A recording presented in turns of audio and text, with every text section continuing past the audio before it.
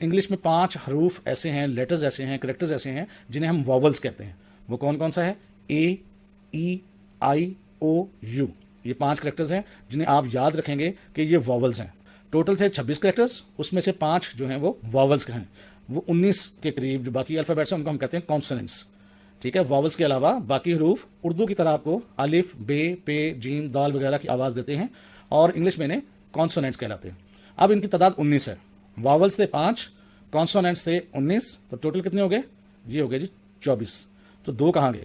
یاد رکھیے گا، بہت ہی امپورٹنٹ بات ہے، کم لوگوں کو پتہ ہے کہ 2 حروف یعنی ڈبلیو اور وائی یہ واولز بھی ہو سکتے ہیں اور کانسوننٹس بھی ہو سکتے ہیں. اس سے پہلے کہ میں آپ کو بتاؤں کہ ڈبلیو اور وائی جو ہے وہ واولز یا کانسوننٹس کیسے ہوتے ہیں، ایک چیز آپ کے اور گوش گزار کرنا چاہتا ہوں. آپ انگلش میں ایک لفظ استعمال ہوتا ہے اکثر، سلیبل. سلیبل کیا چیز ہے؟ ذرا غور کیجئے گا.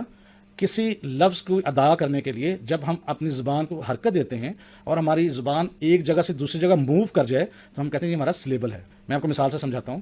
جیسے ایک یہ ہے لیڈی بگ، یہ ایک ذرا کیڑا مکوڑا ہے.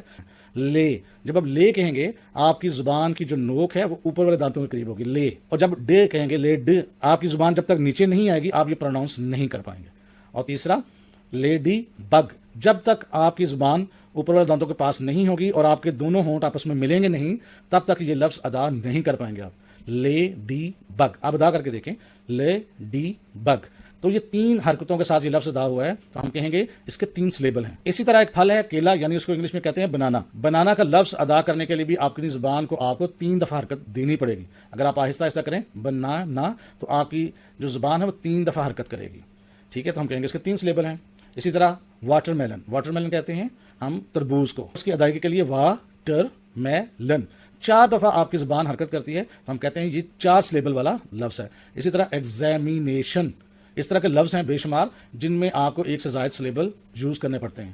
آپ کو یاد ہوگا بات ہم کر رہے تھے کہ واولز، ڈبلیو اور وائی واولز اور کانسوننٹس کیسے ہو سکتے ہیں، تو اس کو سمجھانے کے لیے مجھے سلیبل کو بتانا ضروری تھا. سلیبل امید ہے آپ سمجھ گئے ہوں گے. تو اس میں یہ ہے کہ جناب ڈبلیو اور وائی اگر کسی سلیبل کے شروع میں آ جائیں تو وہ کانسوننٹس کہلائیں گے. گرامر کا اصول ہے کہ اگر ڈبلیو اور وائی کسی سلیبل کے شروع میں آ جائیں گے تو وہ کانسوننٹس کہلاتے ہیں. جیسے کہ وٹ ہے، ہو ہے، یٹ ہے، اس صورت میں ڈبلیو اور وائی چونکہ شروع میں آئے ہیں تو کانسوننٹس کہلائیں گے. اسی طرح اگر ڈبلیو اور وائی اگر کسی سلیبل یعنی زبان کی حرکت کے درمیان میں آ جائیں تو پھر وہ واولز کہلائیں گے. جیسے ٹو، ٹی کے بعد ڈبلیو آیا، مائی، ایم کے بعد وائی آیا. ایسی صورت میں ڈبلیو اور وائی جو ہیں وہ واولز کہلائیں گے.